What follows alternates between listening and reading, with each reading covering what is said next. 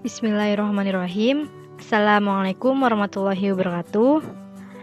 Kami dari kelompok 4 yang beranggotakan Safira Gerbiani Said, Lulu Syifa Fadila, dan Nurah Hadiah ingin mempresentasikan materi tentang konsep pengembangan sistem.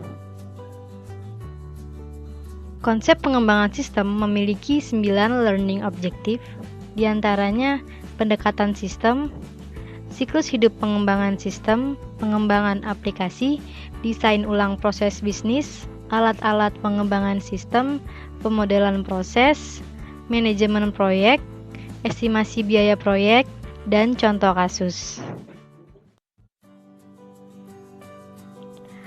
Pendekatan pengembangan sistem dapat berarti menyusun suatu sistem yang baru untuk menggantikan sistem yang lama secara keseluruhan atau memperbaiki sistem yang telah ada. Terdapat 10 macam pendekatan pengembangan sistem, diantaranya pendekatan klasik, pendekatan terstruktur, pendekatan sepotong, pendekatan sistem, pendekatan bottom up, pendekatan top down, pendekatan menyeluruh, pendekatan moduler, pendekatan lompatan jauh, dan pendekatan berkembang. Yang pertama, pendekatan klasik, yaitu pendekatan di dalam pengembangan sistem yang mengikuti tahapan-tahapan di sistem life cycle tanpa dibekali dengan alat-alat dan teknik-teknik yang memadai. Karena saat ini sifat dari sistem informasi sangat kompleks, pendekatan klasik tidak cukup untuk mengembangkan sistem informasi dan akan menimbulkan beberapa permasalahan. Penekanan dari pendekatan klasik adalah kerja dari personil-personil pengembang sistem, bukan pada pemakai sistem. Padahal saat ini sudah disadari bahwa dukungan dan pemahaman dari pemakai sistem terhadap sistem yang sedang dikembangkan merupakan hal yang sangat vital untuk keberhasilan proyek pengembangan sistem. Kedua, yaitu pendekatan terstruktur. Adalah pendekatan di dalam pengembangan sistem yang mengikuti tahapan-tahapan di sistem life cycle dengan dibekali alat-alat dan teknik-teknik yang memadai. Dengan pendekatan terstruktur, permasalahan-permasalahan yang kompleks di organisasi dapat dipecahkan dan hasil dari sistem akan mudah dipelihara, fleksibel, lebih memuaskan pemakainya, mempunyai dokumentasi yang baik, tepat waktu, sesuai dengan anggaran biaya pengembangannya, dapat meningkatkan produktivitas, dan kualitasnya akan lebih baik.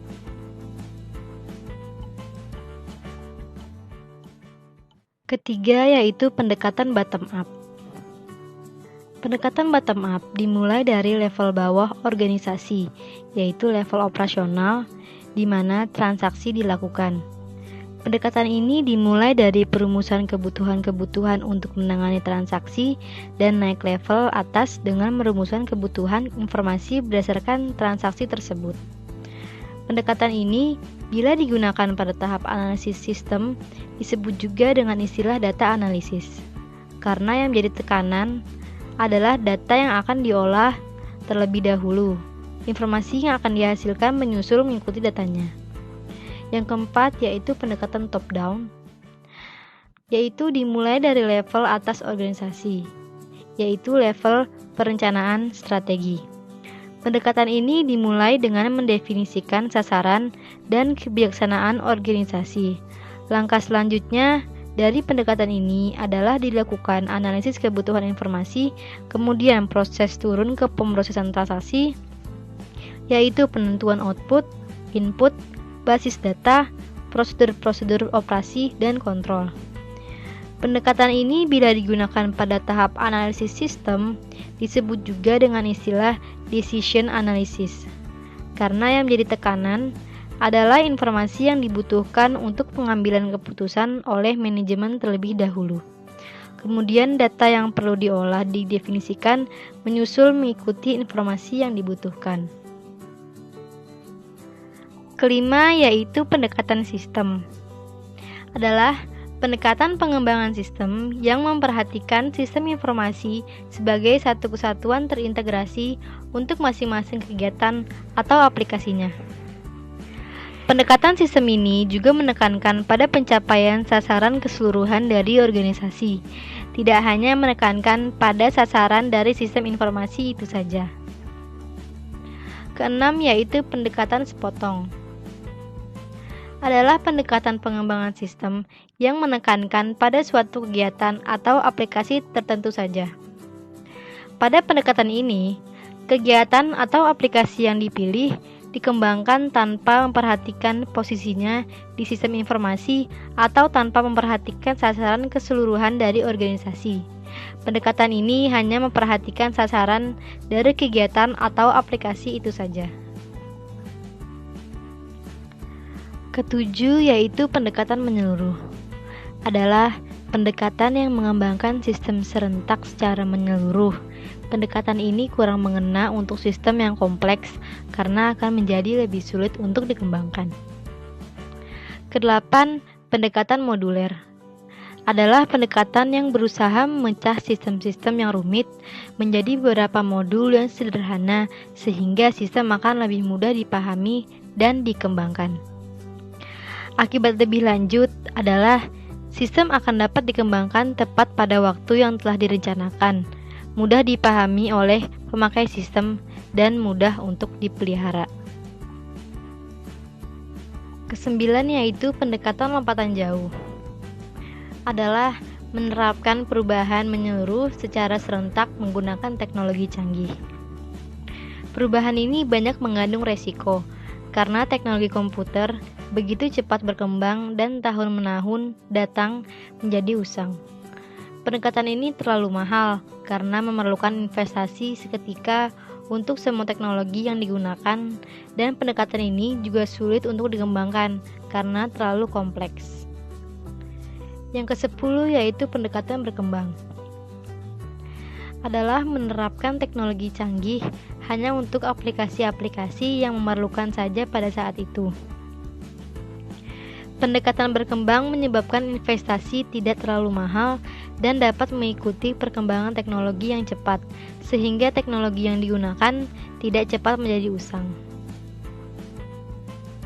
Learning Objective 2 yaitu siklus hidup pengembangan sistem. Pertama, ada SDLC tradisional, dan yang kedua ada prototype. Pertama yaitu SDLC tradisional. Adalah metode pengembangan sistem informasi klasik yang mengikuti suatu pola teratur secara bertahap yang dikerjakan dari atas ke bawah. SDLC memiliki tahapan-tahapan, yaitu perencanaan, analisis, perancangan, implementasi, dan penggunaan. Sasaran tahap perencanaan adalah diperolehnya cakupan dari proyek pengembangan sistem dan dasar-dasar untuk kendali. Tahap perencanaan terdiri dari menyadari adanya masalah atau pemicu masalah, menetapkan masalah, mengidentifikasi kendala sistem, dan membuat studi kelayakan. Tujuan dari tahap analisis adalah memahami permasalahan secara menyeluruh dan mendefinisikan kebutuhan pemakai. Tahap analisis terdiri dari mengumumkan penelitian sistem, mengorganisasikan tim proyek, mendefinisikan kebutuhan informasi, mendefinisikan kriteria kinerja sistem, menyiapkan usulan perancangan, dan menerima atau menolak perancangan.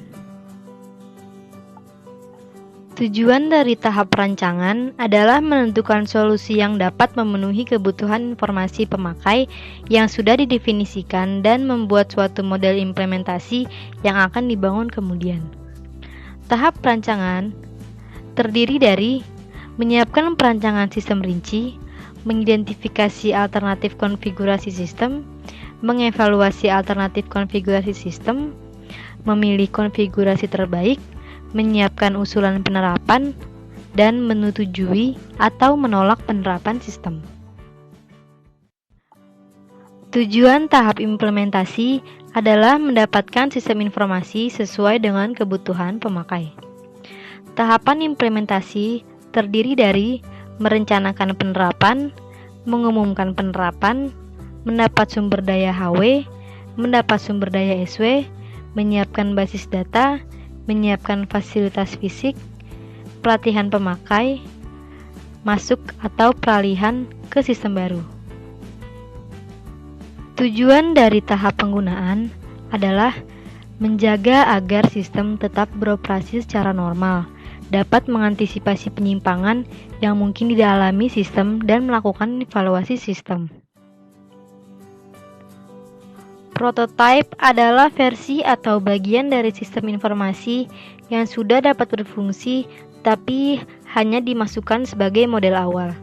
Dasar pemikirannya adalah membuat prototype secepat mungkin, lalu memperoleh umpan balik dari pengguna yang akan memungkinkan prototype tersebut diperhalus dan diperbaiki kembali dengan sangat cepat sampai sangat cocok dengan kebutuhan penggunanya. Pembuatan prototype merupakan proses membuat rancangan awal, mencobanya, memperbaikinya, memperhalusnya, dan mencobanya kembali. Jenis-jenis prototype ada dua, yaitu evolusioner dan persyaratan. Pertama yaitu prototype evolusioner. Prototype ini terus-menerus disempurnakan sampai memiliki seluruh fungsionalitas yang dibutuhkan pemakai terpenuhi pada sistem baru. Terdapat tahapan-tahapan, yaitu mengidentifikasi kebutuhan pemakai, membuat prototype, menetapkan apakah prototype diterima atau tidak. Dua yaitu prototype persyaratan. Dikembangkan sebagai satu cara untuk mendefinisikan persyaratan-persyaratan fungsional dari sistem baru ketika pengguna tidak mampu mengungkapkan dengan jelas apa yang mereka inginkan. Terdapat tahapan-tahapan dari prototype persyaratan, yaitu mengidentifikasi kebutuhan pemakai, membuat prototype, menetapkan apakah prototype dapat diterima, membuat program untuk sistem baru, menguji sistem baru, menetapkan apakah sistem baru dapat diterima, dan menggunakan sistem yang baru. Learning objective yang ketiga yaitu pengembangan aplikasi. Adalah proses pengembangan perangkat lunak yang berusaha untuk memberikan aplikasi perangkat lunak lebih cepat dan dengan biaya lebih rendah daripada metode yang lebih tradisional. Tujuannya yaitu untuk membatasi jumlah waktu yang dihabiskan untuk perencanaan di muka. Pengembangan aplikasi bergantung pada prototipe yang dikembangkan melalui hubungan kerja yang erat antara pengguna dan pengembang. Selanjutnya, saya akan menjelaskan mengenai desain ulang proses bisnis atau BPR, Business Process Reengineering. Desain ulang proses bisnis merupakan proses untuk meningkatkan dan memperbaiki sistem dengan memanfaatkan perkembangan dan kecanggihan teknologi komputer, baik sistem yang memproses data maupun sistem yang melakukan fungsi dasar. BPR mempengaruhi operasi IT perusahaan dalam dua hal. Pertama, dapat membantu mendesain ulang sistem lama, legacy system. Dua, menerapkannya untuk operasi-operasi utamanya. Proyek-proyek seperti ini biasanya dicetuskan di tingkat manajemen strategis. Manajemen strategis juga dapat mengizinkan sistem informasi dirancang ulang guna mengambil manfaat dari teknologi modern. Teknologi informasi menggunakan beberapa teknik dalam menerapkan BPR. Yang pertama yaitu teknik reverse engineering atau rekayasa terbalik, yang merupakan proses menganalisis sistem yang sudah ada untuk mengidentifikasi unsur-unsur yang saling berhubungan, serta untuk menciptakan dokumentasi dalam tingkat yang lebih tinggi dari yang sekarang telah ada. Titik awal dalam proses rekayasa terbalik suatu sistem adalah mengubah kode program menjadi dokumentasi. Dokumen ini kemudian dapat ditransformasi menjadi deskripsi yang lebih abstrak, seperti diagram aliran data dan grafik alir. Yang kedua adalah re-engineering atau rekayasa ulang. Merancang sebuah sistem secara keseluruhan dengan tujuan mengubah fungsionalitasnya. Namun, pendekatan ini tidak dapat dilakukan secara langsung. Untuk mendapatkan hasil yang baik, diperlukan pengetahuan mengenai sistem yang akan dirubah fungsionalitasnya. Pengetahuan dapat diperoleh dengan melakukan rekayasa terbalik. Sistem yang diperoleh melalui rekayasa terbalik ini kemudian dikembangkan secara normal. Pengembangan sistem ini disebut rekayasa maju atau forward engineering. Selain itu terdapat pula pemilihan komponen-komponen BPR. Yang pertama, mutu fungsionalitas yang merupakan ukuran dari apa yang dikerjakan sistem. Dan yang kedua, mutu teknis yang merupakan ukuran dari seberapa baik sistem tersebut melaksanakannya.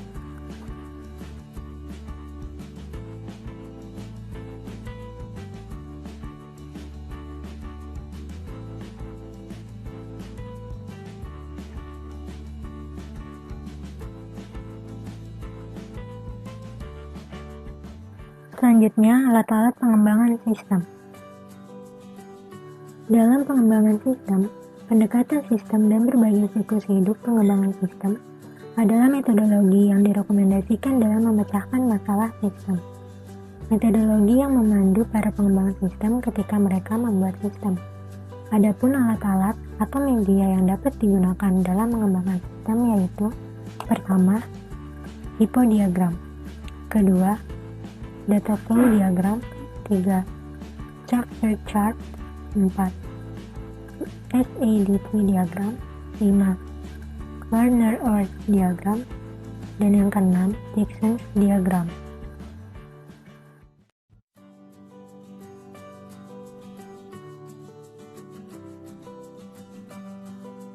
Pemodelan proses. Pemodelan proses pertama kali dilakukan dengan menggunakan diagram alur, flowchart. Diagram ini mengilustrasikan aliran data melalui sistem dan program. International Organization for Standardization (ISO) menciptakan standar untuk bentuk-bentuk simbol flowchart. Standar flowchart ISO menentukan spesifikasi penggunaan lebih dari 20 simbol. Akan tetapi, popularitasnya tidak begitu lama, seiring dengan diciptakannya alat pemodelan yang lebih sederhana dan lebih efektif, seperti diagram arus data. Diagram arus data ini mempergunakan 4 bentuk simbol untuk mengilustrasikan bagaimana data mengalir melalui proses-proses yang saling tersambung. Simbol-simbol tersebut mencerminkan unsur-unsur lingkungan yang berada di luar batas sistem. Unsur-unsur ini memberikan input data pada sistem dan menerima output data dari sistem. Istilah terminator sering digunakan untuk menggambarkan unsur-unsur lingkungan, karena mereka merupakan titik terakhir sistem. Suatu terminator dapat berupa orang, seperti seorang manajer yang menerima laporan dari sistem, organisasi seperti suatu departemen dalam perusahaan atau perusahaan lain yang berhubungan, misalnya perusahaan pemasok bahan mentah, dan sistem lain, yaitu suatu sistem yang berhubungan dengan sistem yang kita miliki. Digambarkan dengan bentuk persegi panjang karena menunjukkan titik-titik di mana sistem berakhir. Kemudian ada proses, yang merupakan sesuatu yang mengubah input menjadi output. Digambarkan dengan bentuk lingkaran, persegi panjang horizontal, atau sebuah persegi panjang tegak dengan sudut melingkar. Selanjutnya arus data, yang terdiri dari kelompok-kelompok elemen data yang saling berhubungan secara logis, mulai dari elemen data tunggal sampai satu atau lebih file, yang berjalan dari titik atau proses ke titik atau proses yang lain. Simbol panah digunakan untuk menggambarkan arus ini, dan dapat digambar dengan menggunakan garis lurus maupun melingkar. Dan yang terakhir, ada penyimpanan data, data store. Istilah penyimpanan data berarti tempat khusus atau gudang untuk menyimpan data. Penyimpanan data digambarkan dengan bentuk satu set garis sejajar atau segi empat panjang terbuka, ataupun bentuk oval.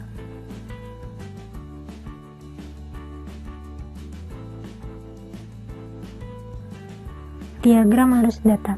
Diagram arus data sangat baik untuk membuat model proses pada tingkat ringkasan. Diagram arus data bertingkat ini terdiri dari diagram nomor 0. Disebut diagram nomor 0 karena mengidentifikasikan proses-proses utama sistem. Kemudian ada diagram konteks. Diagram konteks menempatkan sistem pada tingkat yang tertinggi dalam suatu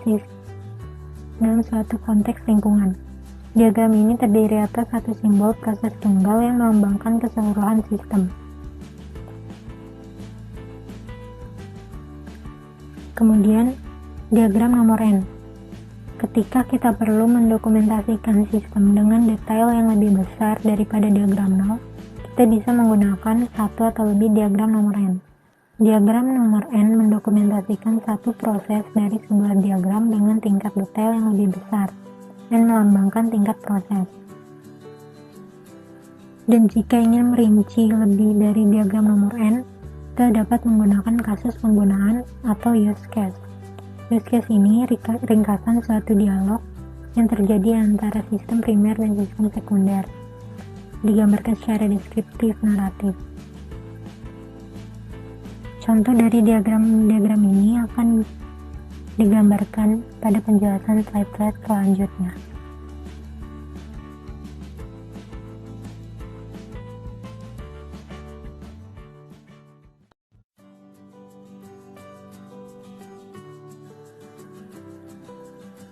Ini merupakan contoh dari diagram nomor 0. Semuanya menggambarkan proses arus data. Yang menjadi terminator adalah pelanggan dan manajer penjualan. Simbol panah tersebut merupakan simbol arus datanya.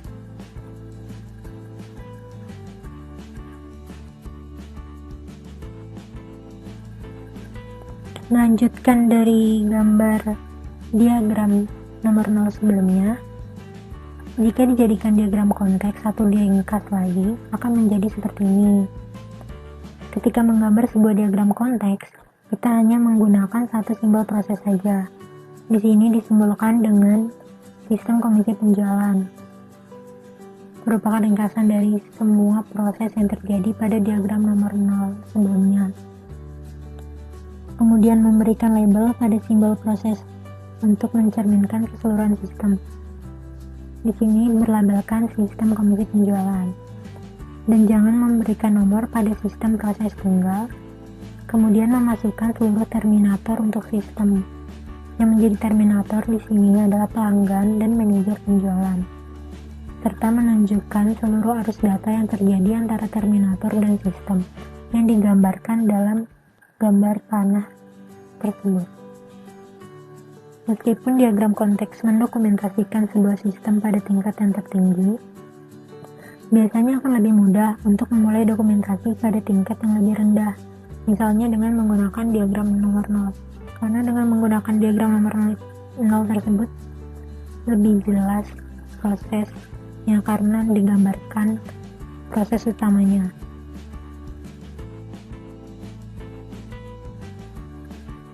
Ini merupakan contoh dari diagram nomor N. Nomor 3 tersebut menggambarkan proses ketiga yang digambarkan dalam diagram nomor 0 sebelumnya, di mana menggambarkan penghitungan komisi penjualan. Dan dalam menghitung komisi penjualan inilah terdapat proses lagi yang dapat digambarkan seperti yang terlihat pada diagram nomor 3 ini, yaitu menghitung besarnya komisi, menghitung totalnya, kemudian melaporkannya kepada manajer penjualan, di mana manajer penjualan tersebut merupakan terminator dalam diagram nomor N ini. Dan yang terakhir ini merupakan contoh dari kasus penggunaan atau use case. Jika ingin menggambarkan lebih rinci dari yang digambarkan dalam diagram nomor N, kita dapat menggunakan kasus penggunaan atau use case ini. Di sini akan dijelaskan secara rinci dalam bentuk naratif seperti ini. Misalnya, operator logon dengan kata sandi dalam proses yang pertama. Kemudian dijelaskan lagi di bawahnya proses selanjutnya dalam operator logon dengan kata sandi itu. Selanjutnya kita harus kembali ke menu utama dan kemudian sistem menampilkan menu utama. Begitupun proses-proses selanjutnya akan dijelaskan dengan rinci.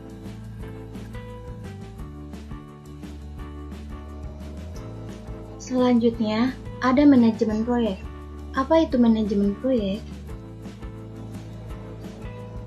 Manajemen proyek adalah aktivitas-aktivitas yang mencakup perencanaan pekerjaan, penilaian risiko, estimasi dan pengadaan sumber daya yang dibutuhkan untuk menyelesaikan pekerjaan, pengorganisasian pekerjaan, pengarahan pelaksanaan, serta analisis hasil pekerjaan.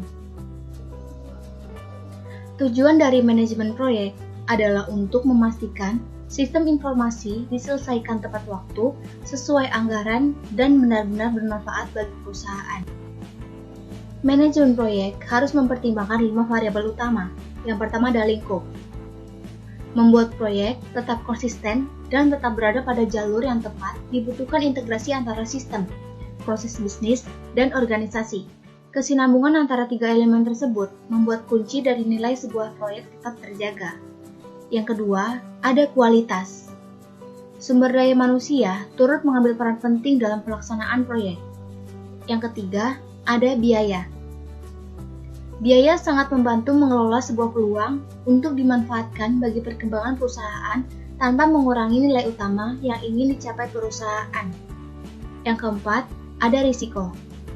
Keberhasilan pelaksanaan proyek tak lepas dari trial and error selama menjalani prosesnya. Risiko bisa saja mengganggu keberlangsungan suatu proyek, namun bukan berarti tidak bisa dikelola. Yang kelima, ada waktu. Mengarahkan pada perencanaan yang tepat, mencakup seluruh proses awal hingga akhir dengan memaksimalkan kualitas dan kapabilitas. Konsep manajemen proyek. Yang pertama ada manusia. Model kematangan manajemen manusia membatasi area praktik berikut kunci bagi masyarakat perangkat lunak: rekrutmen, seleksi, manajemen untuk kerja, pelatihan, kompensasi, perkembangan karir, desain kerja, dan organisasi dan perkembangan tim atau kultur. Organisasi mencapai tingkat kematangan yang tinggi dalam area manajemen manusia memiliki kemiripan yang lebih tinggi dari implementasi praktik rekayasa perangkat lunak yang efektif. Yang kedua, ada masalah. Sebelum memulai proyek, kita memerlukan untuk mengidentifikasi objeknya dan ruang lingkupnya. Pemecahan alternatif harus dipertimbangkan. Teknik dan batas pun harus didefinisikan. Tanpa informasi ini, tidak mungkin melakukan estimasi biaya yang dapat dipertanggungjawabkan dengan akurat. Penilaian yang efektif terhadap resiko, merinci secara realistis tugas-tugas proyek atau jadwal proyek yang dapat dikelola yang memberikan indikasi kemajuan yang berarti. Yang ketiga, ada proses. Proses perangkat lunak memberikan suatu kerangka kerja di mana rencana komprehensif bagi pengembangan perangkat lunak dapat dibangun. Sejumlah kecil aktivitas kerangka kerja yang dapat diaplikasikan pada semua proyek perangkat lunak, tanpa mempedulikan ukuran dan kompleksitasnya. Untuk teknik manajemen proyek, ada yang teknik paling umum dan mudah, ada yang teknik yang cukup rumit. Ada beberapa teknik manajemen proyek yang dapat Anda terapkan. Yang pertama ada Gantt chart. Cara kerja teknik ini adalah menganalisis durasi tiap kegiatan proyek yang akan dikerjakan. Gantt chart digambarkan dengan garis-garis atau bar yang mengidentifikasikan durasi kegiatan yang akan dilakukan. Untuk teknik yang cukup rumit digunakan PERT dan CPM. PERT, Program Evaluation Review Technique, yaitu teknik manajemen proyek yang menggunakan 3 perkiraan waktu untuk tiap kegiatan. Dan CPM, Critical Path Method, teknik manajemen proyek yang menggunakan hanya satu faktor waktu per kegiatan. CRM and PRT menggambarkan aktivitas apa yang menjadi prioritas untuk diselesaikan. Selanjutnya, ada estimasi biaya proyek. Perkiraan biaya digunakan untuk menyusun anggaran dan menjadi dasar mengevaluasi performa proyek. Evaluasi dilakukan dengan membandingkan tingkat pengeluaran aktual dengan tingkat pengeluaran yang dianggarkan. Dengan demikian, tanpa estimasi yang baik, maka akan menyulitkan evaluasi efektif dan efisien. Memperkirakan biaya proyek relatif sulit dibandingkan memperkirakan biaya untuk kegiatan yang sudah rutin dilakukan. Perkiraan biaya untuk kegiatan rutin dapat dibuat dengan sekedar menambah Y% dari anggaran tahun lalu. Tidak demikian dengan perkiraan biaya pekerjaan proyek. Estimasi biaya untuk pekerjaan yang sifatnya renovasi atau adaptasi bisa didasarkan pada pekerjaan serupa yang pernah dilakukan. Akan tetapi, untuk pekerjaan yang bersifat pengembangan dan belum pernah ada pekerjaan serupa di masa lalu, maka estimasi benar-benar menjadi suatu pekerjaan yang kritikal. Di sini, ada 3 pendekatan pokok dalam memperkirakan biaya dilihat dari cara pengumpulan informasi. Yang pertama, ada perkiraan biaya secara top-down. Gambaran umum, estimasi proyek tersebut diberikan kepada manajer di bawahnya untuk melakukan estimasi biaya untuk paket kerja yang lebih kecil yang menjadi bagian dari keseluruhan pekerjaan proyek. Hal ini dilakukan sampai pada level manajer tingkat paling bawah. Yang kedua, ada perkiraan biaya secara bottom up. Bottom up ini jarang digunakan karena riskan dari sudut pandang manajemen puncak. Ada kecenderungan kekurangan kepercayaan manajer puncak terhadap bawahannya yang mungkin akan melebih-lebihkan atau markup perkiraan biaya yang diperlukan untuk menjamin keberhasilan di departemennya masing-masing. Yang ketiga, ada kombinasi top down dan bottom up. Saat meminta usulan perkiraan biaya dari bawahannya, manajer puncak memberi catatan tentang batasan-batasan yang diperbolehkan dalam memperkirakan biaya, baik menyangkut jumlah maupun prioritas pekerjaan. Dengan demikian, ketika bawahan mengajukan usulan perkiraan biaya, maka catatan dari manajer puncak telah menjadi pertimbangan. Contoh kasus, nama pengembangan sistem informasi di perusahaan McDonald's. Yang kedua, tujuan mahasiswa mampu menjelaskan sistem informasi perusahaan. Yang ketiga, pokok bahasan studi. Seperti yang kita lihat berikut, ini merupakan kasus yang terjadi di McDonald's.